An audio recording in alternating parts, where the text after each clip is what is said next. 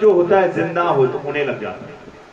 ٹھیک ہے. دوسری جو چیز اٹیچ سلسلے سے جب آپ جڑتے ہیں تو پھر اصول تربیت ملتی ہے, آپ کو ٹریننگ ملنا چالو ہو جاتی ہے.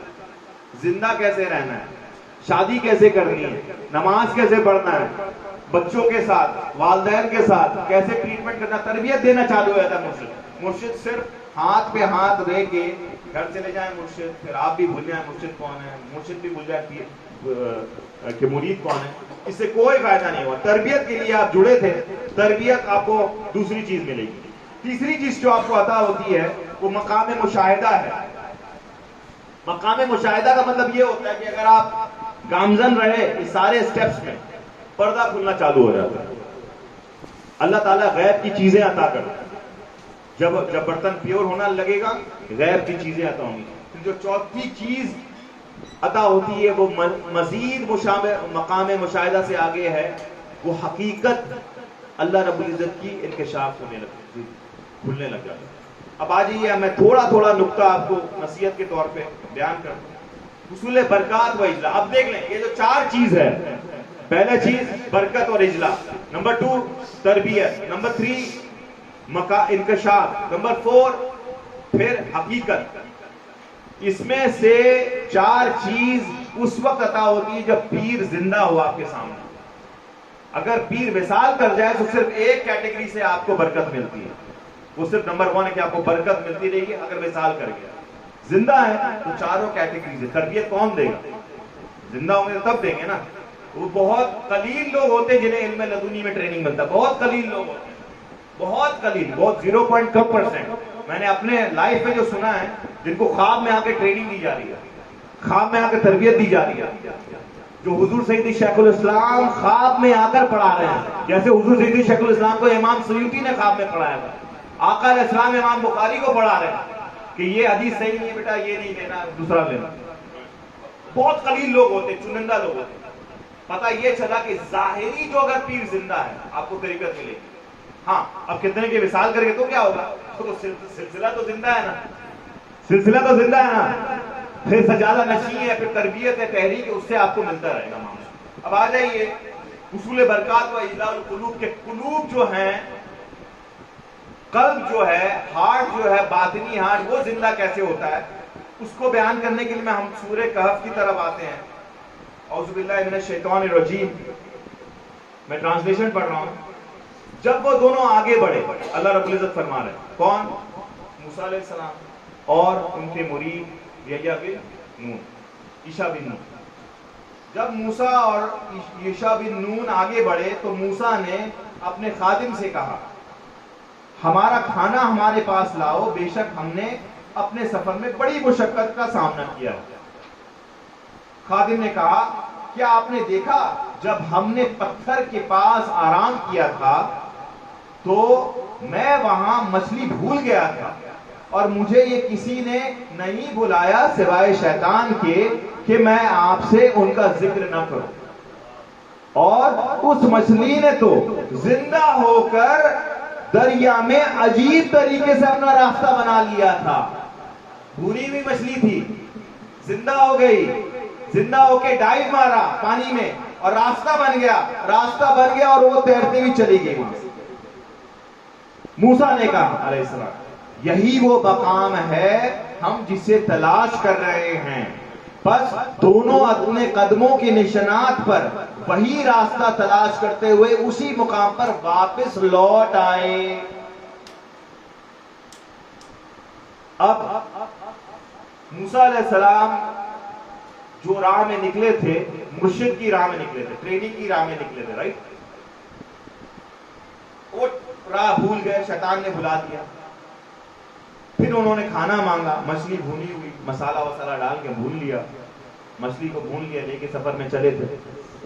ایک جگہ جب پڑاؤ ڈالا, رکے تھے, مچھلی زندہ ہو گئی تھی اور ڈائیو مار کے چلی گئی. جب آگے یوشع بن نون نے فرمایا کہ ہاں پیچھے چھوٹ گیا تھا, دونوں پیچھے آئے, جہاں وہ مچھلی زندہ ہوئی تھی, مری ہوئی بھونی ہوئی مچھلی جو زندہ ہوئی تھی, وہ ایک اولیاء کے رہنے کی جگہ تھی, وہ خضر علیہ السلام. تو اولیاء کی قربت میں آنے سے ہم لوگ بابا مخدوم ماہمی کی زیارت کے لیے 2 بجے رات کو گئے. لاک ڈاؤن تھا اور اس ایریا میں عجیب ایک رونق. لاک ڈاؤن ہے, پولیس ہے وہاں پہ اور سارا کچھ. عجیب رونق, عجیب ایک دبدبا, لوگ اور دبدبا, عجیب نور. رات کو 3 بجے 2 بجے وہاں پہ ایک اللہ کا محبوب بندہ آرام فرما رہا ہے, اور اللہ رب العزت کتنے فرشتے, کتنے انوار, کتنی تجلیات, کتنی ساری نوازشیں نازل فرما رہا ہے ان کے اوپر. تو خضر علیہ السلام جہاں پر تھے وہاں پہ جو بولنے والی بات ہے وہ یہ تھی کہ مردہ چیز زندہ ہو جا رہی تھی, مردہ چیز زندہ ہو جانی تھی, اور یہ نشانی تھی. موسیٰ علیہ السلام نے فرمایا ارے وہ وہی جگہ ہے جسے ہم ڈھونڈ رہے تھے. وہاں پہ جب پہنچے تو دیکھے خضر علیہ السلام آرام فرما رہے. He was there. تو جو پہلی چیز جو آپ کے ساتھ ہوگی, آپ کے قلب کے ساتھ, اگر آپ مرشد کامل سے جڑیں گے تو آپ کی مردہ دل جو ہے وہ زندہ ہونے لگے گا, مردہ پن زندہ ہونے لگے گا. آپ کے اندر روا روا خون آ جائے گا, آپ کے اندر ایک جذبہ آ جائے گا, ایک جو پہاڑ ہے بوجھ کا وہ نکل جائے گا. ارے ہم شہنشاہ ناسک کے اس میں گئے حاضری کے لیے, عجب رونق, عجب رونق, عجب تجلی, عجب اللہ رب العزت کی رحمت اس پورے خطے میں. تو برگزیدہ بندہ وہاں پہ. اب دوسری چیز جو آپ کے اوپر ہوگی جو میں نے بیان کیا وہ یہ کہ حصول تربیت آپ کو حاصل ہوگی, ٹریننگ دی جائے گی, ہر چیز کی ٹریننگ دی جائے گی. دیکھیں ہمیں کہا ہے کہ ہم دنیا میں آ جاتے ہیں مگر بہت ساری چیزیں ہمیں پتہ نہیں ہوتی. ہم کولو کے بیل کے جیسا زندگی گزار رہے ہوتے ہیں. ایک اسٹیشن کے مانند کے ایک اسٹیشن ہے کلکتہ, وہاں سے ٹرین جا رہی ہے آسام کو, کوئی ٹرین جا رہی ہے اڑیسہ, کوئی ٹرین جا رہی ہے بصیر ہاٹ, کوئی ٹرین جا رہی ہے ممبئی, دلی, ہر جگہ ٹرین جا رہی ہے. اگر کسی کو اپنے ڈیسٹینیشن کا پتہ نہیں ہو تو کبھی وہ ممبئی والے ٹرین میں چڑھ جائے, بولے ارے ممبئی پہنچ کے تو مجھے پتہ ہی نہیں تھا, واپس آ جائے. تو بولے نہیں مجھے اڑیسہ جانا تھا, اڑیسہ. وہ کنفیوز رہے تو کہیں نہیں, وہ کولو کا بیل ہوتا, گھومتا رہتا. اسی لیے تربیت کی ضرورت پڑتی ہے کہ بیٹا ہمارا ڈیسٹینیشن جو ہے وہ گنبد خضرا ہے, ہمارا ڈیسٹینیشن واشنگٹن ڈی سی نہیں ہے, چائنا گوانزو نہیں ہے, ہمارا ڈیسٹینیشن بہت سارے مال نہیں ہے, بہت سارا نام نہیں ہے. ہمارا ڈیسٹینیشن آقا علیہ السلام کی رضا ہے, حضور کی راہ ہے, مرشد کے بتایا ہوا راستہ ہے. تو جب مرشد آپ کو باور کراتا رہے, بولتے رہے, تو آپ اس گائیڈنس میں رہیں گے, چلتے رہیں گے اور پھر مقام مقصود کو پہنچ جائیں گے. رائٹ. تو پھر تربیت سیکنڈ کیٹیگری ہوتی ہے. تربیت میں بہت ساری چیزیں ہیں. پھر آگے جو آہستہ آہستہ تربیت میں پھر استقامت آتا ہے. پھر بتایا کہ غیر متعلقہ سوال کی ممانعت آتی ہے. بہت سارا سوال عقل کی لوگ ہوتے ہیں. میں نے میاں کے سامنے بیٹھے ہوئے تھے حاجی صاحب وکیل صاحب سے, تو لاڈ ہے, محبت کرتے تو ہم بہت ساری چیز کہہ دیتے ہیں. تو ہم نے ایک شعر بیان کیا علامہ اقبال کا. فرمایا کہ عقل کو فرصت نہیں تنقید سے, عقل جو ہے is always busy criticizing.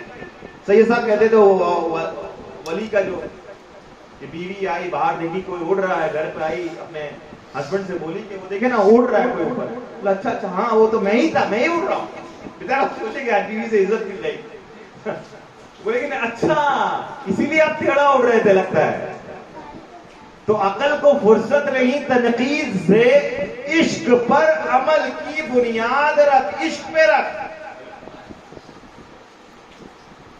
فرمایا کہ مجھے کیا خبر تھی رکوع کی, مجھے ہوش کب تھا سجود کا, تیرے نقش پا کی تلاش میں تو جھک رہا تھا نماز میں. میں تو تیری تلاش میں جھک رہا تھا, مجھے کیا پتا سجدہ کیا, رکوع کیا, ہمیں کیا پتا, ہم نے اللہ کو دیکھا ہے. وہی نازل ہوئی, جبریل علیہ السلام ہمارے کو رہا ہے. وہ جو کہتے ہیں کہ ہم نعوذ باللہ آقا علیہ السلام جیسے ہیں, کتنی وہی نازل ہوئی ہے جو کہتے ہیں آقا علیہ السلام جیسے. مجھے ان سے کتنے مقام محمود لگے گا. ارے بھیا شادی شدہ زندگی کیسے بتانا ہے وہ پتہ نہیں ہوتا ہے, بچوں کی تربیت کیسے کرنا ہے وہ پتہ نہیں ہوتا ہے, حرام کاری کی زندگی صبح شام بسر کرتے ہیں, کفر والی زندگی میں رہتے ہیں اور کہتے ہیں کہ آقا علیہ السلام کے جیسے نعوذ باللہ ان کی خاک جو ہے نا گنبد خضرا کے خاک کے بھی سٹیٹس پہ ہماری اوقات نہیں. تو تیرے نقش پا کی تلاش میں ہم کو یا رسول اللہ تیری راہ کی تلاش میں، آپ کی راہ کی تلاش میں ہم جھک رہے تھے، کبھی یہاں سجدہ کر رہے تھے، کبھی ایسا رکوع کر رہے تھے. بس آپ نے فرمایا حدیث پاک میں صحابہ کرام نے پوچھا کہ ہم تو جاہل ہیں، ہم کیسے نماز پڑھیں گے؟ تو حضور نے فرمایا کہ تمہیں کیا ٹینشن ہے، جیسا جیسا میں نماز پڑھتے جاتا ہوں تم بھی اسے فالو کرتے جاؤ. Just follow me and Allah will forgive you انشاءاللہ. تو فرمایا کہ غیر متعلقہ سوال کے سے اجتناب کرے. بہت ساری چیز اسے پتہ نہیں ہوگی، بہت ساری چیز اسے ہوا بھی نہیں لگی ہوگی، وہ سوال کرے گا پھنس جائے گا، عقل کو یوز کرے گا پھنس جائے گا. پھر فخرج منہا وَإِذْ قَالَ رَبُّكَ لِلْمَلَائِكَةِ إِنِّي جَعَلْنَا فِي الْأَرْضِ خَلِيفَةٌ. اللہ رب العزت نے ملائکہ سے کہا کہ میں زمین پر اپنا خلیفہ بنانے جا رہا ہوں. پھر سب اور تم سب سجدے تعظیمی میں چلے جانا. سب نے سجدہ کر لیا، ابلیس رک گیا. فرشتوں نے بھی کوشچن کیا تھا مگر اپنی ذات کو نہیں لایا تھا، ریشنل بیس پہ کیا تھا. ابلیس نے اپنی ذات کو، اپنی میں کو گھسا دیا اور وہ پہلا کافر بن گیا. فخرج منہا، نکل جائے، یہاں سے نکال دیا گیا، راندے درگاہ ہو گیا. فرمایا کہ غیر متعلقہ سوال سے انگیج نہیں ہو. نفس وہ بھی ایک نفس ہے، نفس آپ کو موٹیویٹ کر رہا ہے، انگیج کر رہا ہے، اس سے بچے. پھر آپ آگے کی طرف آئیے گا، شکستگی قلب، پھر آپ کو عاجزی انکساری سکھایا جائے گا، جھکنا سکھایا جائے گا. پھر آگے آئیے گا، پھر آپ کو نفس امارہ کا قتل کرنا سکھایا جائے گا. علامہ اقبال نے کہا کہ تو بچا بچا کے نہ رکھ اسے، تیرا آئینہ ہے وہ آئینہ کہ شکستہ ہو تو عزیز تر ہے آئینہ، ہے نگاہ آئینہ ساز میں. یہ جو بچا بچا کے رکھ رہے کہ یہاں سے دل نہیں ٹوٹے، یہاں سے نہیں دل ٹوٹے، یہ کام میں لاس ہو گیا، یہ جاب نہیں ملا، میری بیوی خوش نہیں ہے، بچہ خوش نہیں ہے، بچا بچا کے سیفٹی کر کے رکھ رہے کہ دل نہیں ٹوٹ جائے میرا، ہے نا. تو فرمایا کہ شکستہ ہو تو عزیز تک، جب تو ٹوٹے گا نا تب وہ جس نے تیرا آئینہ بنایا اس کے سامنے تم محبوب ہوگا. تو ٹوٹنے تو دیکھ کیوں بچا کے رکھ رہا ہے، پھر دیکھ کیسے اللہ ریسپونڈ کرتا ہے. شکستہ ہو تو عزیز تر ہے نگاہ آئینہ ساز میں. آگے آئیے. پھر نفس امارہ کا قتل. جیسے میں نے پہلے عرض کیا کہ میجورٹی آف دا لوگ نفس امارہ کے اسٹیٹ میں رہتے ہیں. حضور صاحب نے اس دن کہا کہ ماشاءاللہ بہت شفقت محبت ہوئی میاں کی بارگاہ میں، اب میں صرف ڈرتا ہوں کہ لوگ حسد نہیں کرتے. تو میں نے بولا بیٹا وہ تو ہم اور آپ تو کنٹرول ہی نہیں کر سکتے. جو خود اگر نفس امارہ کے اسٹیٹ میں ہے تو حسد تو اس کی صفت ہے. نفس امارہ کی صفت حسد ہے، بغض ہے، اناع ہے. جو آپ دیکھتے ہیں معاشرے میں وہ یہ ہے کہ وہ نفس امارہ میں وہ سارے لوٹ رہے ہیں، لپیٹ رہے ہیں، اسی میں زندگی ہے. سب سے بیسک نفس، نچلے درجے کا نفس جو کہا گیا ہے کہ جانور کا نفس ہوتا ہے وہ نفس میں انسان رہتا ہے. تو وہ تو ان کی قسمت، ان کا تقدیر. آگے آئیے. پھر عجب و ریا سے پرہیز، شو آف سے پرہیز آپ کو سکھایا جائے گا. نام نمرود، درجہ بیٹھانا، ہے نا، یہ سارے چیز سے آپ کو ہٹایا جائے گا. یہ مقصود نہیں ہے، مقصود اللہ ہے. آگے آئیے. پھر آپ کو مقام مشاہدہ، اگر آپ ساری اسٹیج سے گزریں گے مشقت مجاہدہ کے تھرو. ہمارے میاں سے میں نے پوچھا، حضور سجادہ نشین سے، کہ میاں کی تربیت کیسی؟ دادا میاں تربیت کیسے فرماتے تھے؟ 350 خلیفہ ہوئے تو تربیت کیسے آپ نے فرمائی؟ تو فرمایا کہ آپ دورہ کرتے تھے اور لوگوں کو اپنی صحبت میں بلاتے تھے، خلافت دینے سے پہلے یا خلافت دینے کے بعد ان کو اپنی صحبت میں رکھتے تھے 2 مہینہ 5 مہینہ 4 مہینہ. یہ بابا فرید سے بھی گزرا ہے. حضرت نظام الدین اولیاء کے ساتھ ایسے ہی کیا تھا. روایت ہے نظام الدین مرید ہوئے تو عالم فاضل تھے، تو اپنے ایک رائٹ ہینڈ کو لگا دیا کہ محبوب الہی کو ذرا ٹریننگ دیں آپ. تو کتنا عرصہ ٹریننگ ہوا ان کا. پھر وہ آتے تھے، آپ زیارت میں جاتے تھے. حضرت نظام الدین اولیاء پاک پتن زیارت کے لیے جاتے تھے، رہتے تھے، ٹریننگ لیتے تھے، خدمت میں رہتے تھے، واپس آتے. تو ریمبر کہ آپ جب تک ٹریننگ میں نہیں آئیے گا آپ سیکھیے گا کہاں سے؟ محنت نہیں کریے گا تو پردے کہاں سے اٹھیں گے؟ ہے نا؟ یہاں پہ کوئی شارٹ کٹ کا معاملہ نہیں ہے، کوئی ریفرنس نہیں ہوتا ہے کہ غوث پاک کرم فرما دے۔ غوث پاک نے دیکھا ہے بیٹا آپ نے کام کتنا کیا، محنت کتنا کیا، ہے نا؟ وہاں پہ کوئی بھی جمپنگ سسٹم نہیں، سب ہارڈ ورک سسٹم انشاءاللہ تعالی۔ پھر آپ آگے آئیے گا، پھر آپ کو انکشاف حقیقت ہو۔ تو اللہ رب العزت یہ ساری چیز عطا فرماتا ہے، اور ہم جو راہ میں ہیں یہ حصول و برکت اور اللہ کی نوازشوں سے یہ ایک دم ڈیکوریٹڈ ہے۔ 2 سال دیکھ لیں، 1 سال لاک ڈاؤن میں گزرا ہے مگر آپ کے سلسلے میں لاک ڈاؤن نہیں ہوا۔ آپ نے نوٹس کیا سارا بڑا تھا، پہلا سال میں آپ کا یہ پورا رینوویشن ہوا، دوسرے سال میں بڑے بڑے کام ہوئے، تیسرے سال آپ دیکھتے ہیں صرف آپ کو نوازشیں، صرف آپ کے اوپر رحمت ہے۔ صرف کنڈیشن یہ ہے کہ صاف برتن لے کے آئیں اور اللہ رب العزت کی بارگاہ سے یہ خدمت، یہ توفیق، یہ برکت وصول کریں انشاءاللہ تعالی۔ اور اللہ آپ کا حامد و ناصر ہے، اللہ آپ کا مددگار ہے۔ اللہ رب العزت انشاءاللہ تعالی اس سلسلے کو آباد کرے گا، زندہ کرے گا، اور ان سے بہت ساری تاریکیوں کو دور کرے گا انشاءاللہ تعالی۔